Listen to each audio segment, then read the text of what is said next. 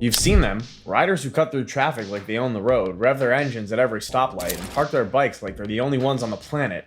Truth is, motorcycle etiquette isn't just about being polite, it's about survival, respect, and keeping the brotherhood alive. Whether you're a weekend warrior or daily commuter, these 15 rules separate the real riders from the posers. Number 15. Gas station etiquette. Back in the day, bikers would roll into gas stations in packs, and chaos would ensue. Today's etiquette evolved from those wild times when motorcycle clubs would descend on small town stations like locusts. Here's the deal: keep your bike upright when fueling for accurate fill-up.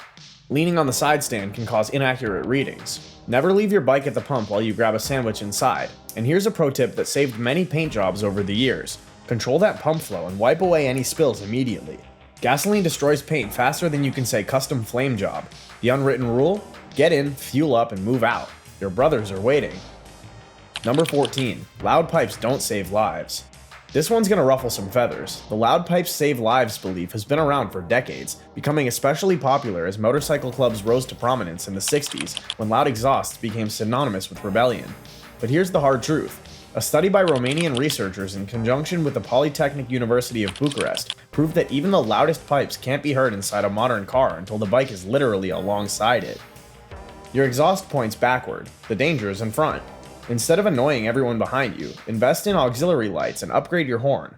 The physics don't lie. Sound travels behind you, not ahead where that left-turning car is waiting to ruin your day. Save your hearing and your reputation. Number 13. Never touch someone's bike. This rule is as old as motorcycling itself. In the Hells Angels' heyday, touching another man's bike could get you a one-way ticket to the hospital. Even today, it's the fastest way to start a fight in any parking lot. Think about it, you wouldn't walk up to someone's car and run your hands over it, so why would a bike be different? These machines are extensions of our souls, often worth more in sweat and customization than their blue book value. If you want to check out someone's ride, compliment it first, strike up a conversation, and wait for an invitation. And parents, control your kids. Look but don't touch isn't just good manners, it's about respecting thousands of dollars of someone's pride and joy.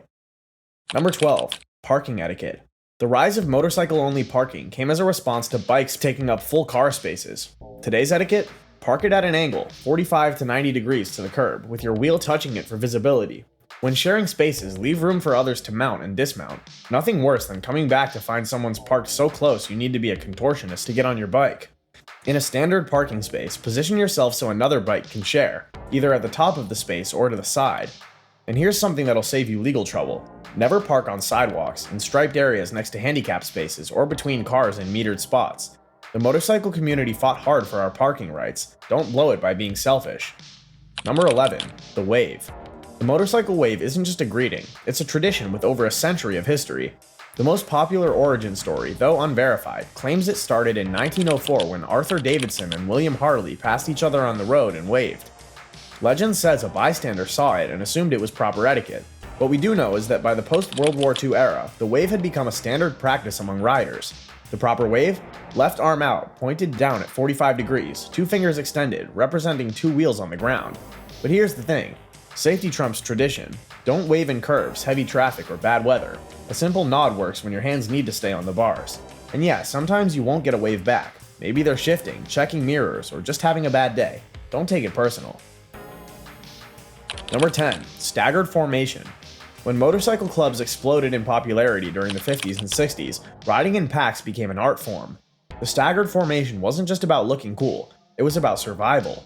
The Motorcycle Safety Foundation now teaches it as standard practice. Leader in the left third of the lane, next rider 1 second behind in the right third, continuing the pattern. This gives everyone escape routes and visibility.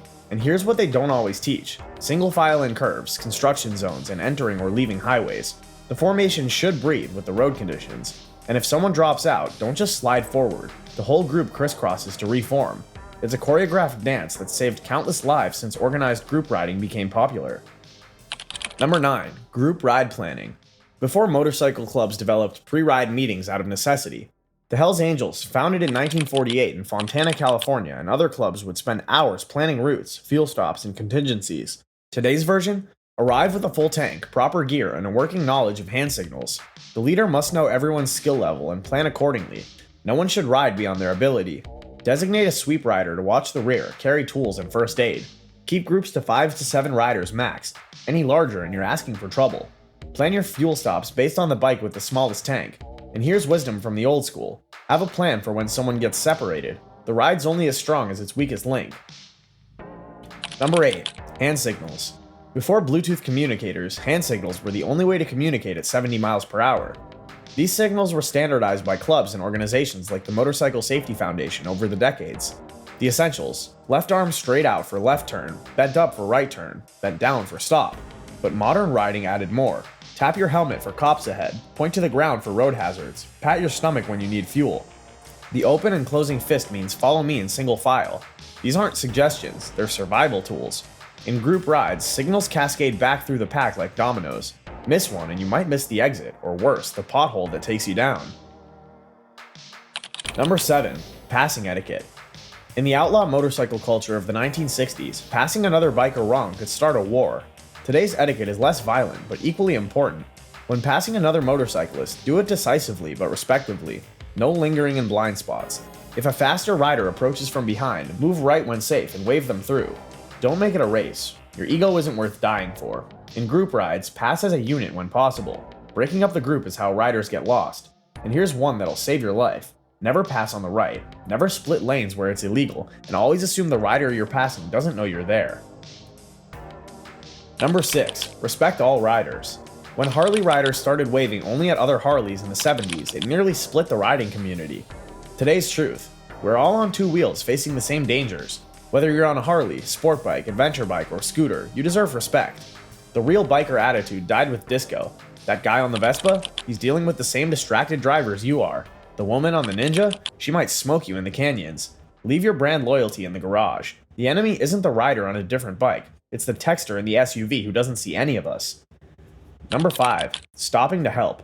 This tradition goes back to when motorcycles were unreliable and gas stations were scarce. Riders helped riders because tomorrow it might be you broken down. Motorcycle clubs made it a point of pride. Always stop for a brother in need. Today, even with cell phones and roadside assistance, the code remains. See a rider on the roadside? Slow down, give a thumbs up or down.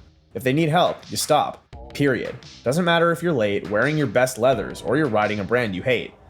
This is what separates us from cagers. We take care of our own. Number 4. Ride your own ride.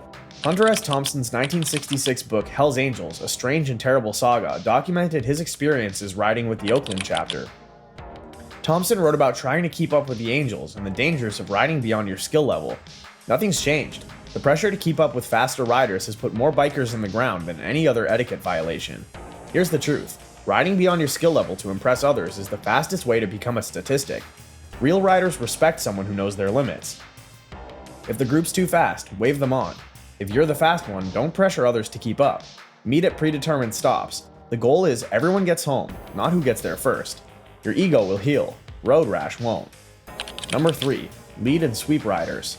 The lead and sweep system became standard practice as motorcycle clubs developed in the 50s. The lead rider isn't just first, they're responsible for pace, route, and hazard spotting. They need experience, not just a fast bike.